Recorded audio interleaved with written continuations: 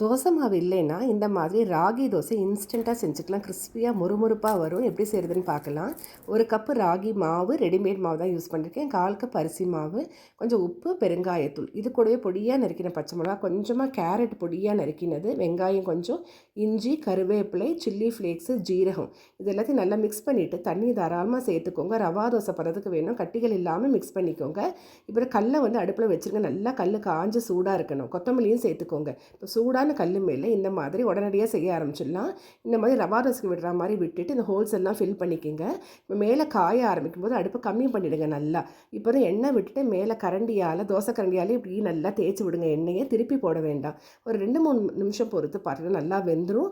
அப்படியே நம்ம அடுப்புலேருந்து எடுத்துடலாம். நல்லா ஹோட்டல்லாம் வரா மாதிரி நல்லா கிறிஸ்பியாக வரும். உங்களுக்கு உள்ளே பாருங்கள் எவ்வளோ நல்லா வந்திருக்குன்னு. நீங்கள் இரும்பு கல்லை கூட செய்யலாம், அதுவும் நான் காட்டியிருக்கேன். நல்லா வரும். நீங்களும் ட்ரை பண்ணி பாருங்கள், ரொம்ப டேஸ்டியாக இருக்கும்.